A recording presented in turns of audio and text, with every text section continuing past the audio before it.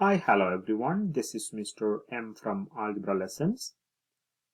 In this part 2 of the video, I am trying to help you to simplify rational expressions with higher degree polynomials both in the numerator and the denominator.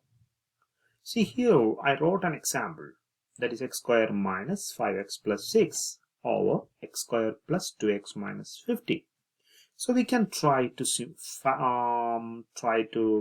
factorize the numerator and the denominator separately. So the numerator is x square minus 5x plus 6. Let me try to use a separate space to factorize it. X square minus 5x plus 6. See, here we can use the method of factorization of quadratic, the sum and product. What is this method says? So you need to, if the leading coefficient is 1, that's what I'm explaining. If the leading coefficient of the polynomial is 1, that means this coefficient is 1, you can consider the last term, that is a constant term. Consider the constant term, factorize it. Factors of 6 are 1, 6 and 2, 3. Okay, so now we have two pairs of factors. So find a pair that will give you the product as the constant. This is the product. And the middle term as the sum. Middle term is negative. This should be the sum. This is what is called the sum and product method for factorization. Now look here. Here I have the product positive. Product is positive, sum is negative. If product is positive, sum is negative means both numbers on the pair that we are considering should be negative, because the product is positive, sum is negative. Now we can check. Okay, this is negative, this is also negative, this is negative, this is also negative. So now we can check. Negative 1 multiplied by negative 6, positive 6, that is satisfying. Now we can check the sum. Negative 1 plus negative 6, it is negative 7, so we cannot consider this pair. Now look at the second pair. Negative 2 plus negative 3 is negative 5. Negative 2 times negative 3 is positive 6. Okay, that is satisfying.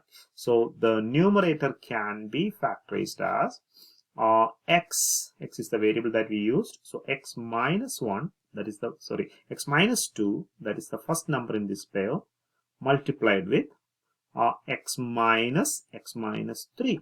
Okay. Why we have two factors? Because the degree of the expression is 2. That is why we have two factors. Now the same procedure you can use for the second the second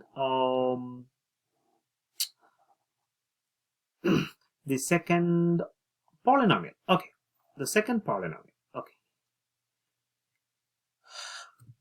look, what is the second polynomial? The second polynomial is x square plus 2x minus 15. Good. So x square plus 2x minus 15. See here the same procedure, but here we have a negative sign there. We can consider that later. First consider the 15 and write the factors of 15. 1 and 15 and 3 and 5. Okay. Now consider these two pairs. Fine. See here the product is negative. Product is negative means one number should be negative. We need to consider the middle term to make sure which number is negative. Here, if the middle term is positive, the sum is positive because the middle term represents the sum. If the sum is positive and the product is negative means which number should be positive? The higher number should be positive. Higher number should be positive. That means the lower number should be negative because the product is negative. Okay. Now look here. Which pair we need to consider? Negative 1 plus negative 15, positive 15 is positive 14. So it is not satisfying the sum because the sum is positive 2. We can check the second pair. Negative 3 plus positive 5. Yes, it is positive 2. That is satisfying. That pair satisfying the sum. Okay. Is it satisfying the product? Yes, it is, because negative 3 multiplied by positive 5 is negative 15. So we can write the factors here, x minus 3 multiplied with x plus 5.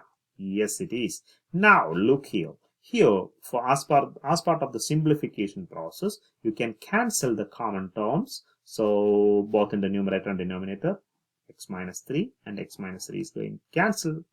So the leftover is x minus 2 over x plus 5. So this is the simplified form of the problem given in the question.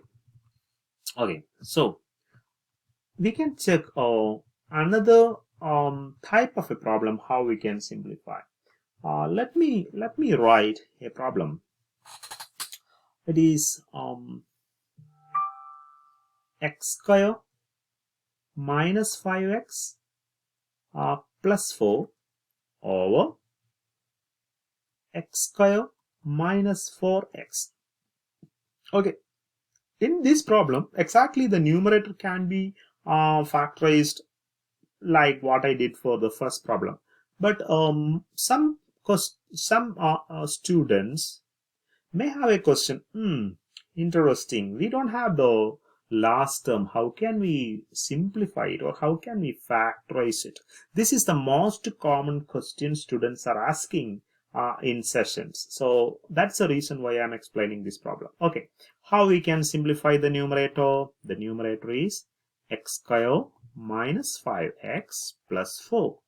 Like what we did before, consider the last term. It is 4. The factors of 4 are 1 and 4 and 2 and 2. Okay, so we have two pairs. One pair is 1 and 4, another pair is 2 and 2. Look at the product and look at the sum. The product is positive, sum is negative. Interesting. The same thing what we practiced just before. Product positive, sum negative. That means both numbers on this pair should be negative. Okay. Now check what is happening. Consider the last pair, negative 2 plus negative 2. It is positive. Is it positive? No, it is negative. In negative 2 times negative 2 is positive 4. That is satisfying. Now we need to check the sum also. Negative 2 plus negative 2. It is negative 4 only. It is, the answer should be negative 5. Okay, that means the second pair is not working. Now we can check the first pair. Negative 1 times negative 4 is positive 4. Negative 1 plus negative 4 is negative 5. Oh, okay. So the second pair is working. So our factors can be write as the variable is x. The first number in the pair is negative 1. The second factor is x. The second number in the pair is negative 4. So the factors are x minus 1 and x minus 4. Okay. Now what is going to happen for the second piece? Look here. X square can be write as x multiplied with another x minus 4x can be write as 4 multiplied with another x. Okay, now look here. You have an x is common in both the terms. Grab that out. So what is happening? So now this is x minus 1 multiplied with x minus 4 divided by. Grab this common x out, so the leftover in this case, this piece is x minus this piece is 4, so x minus 4. Now look here, you have something common in both numerator and the denominator. Cancel it out. Okay, so your simplified form is x minus 1 over x. So that's a good answer for the simplification part. Okay, so I hope you guys enjoyed this video. If you are not a person, subscribe this channel. Please subscribe this channel for the upcoming videos, and don't forget to press the bell icon to get all the uploading videos. Thank you very much for watching this video.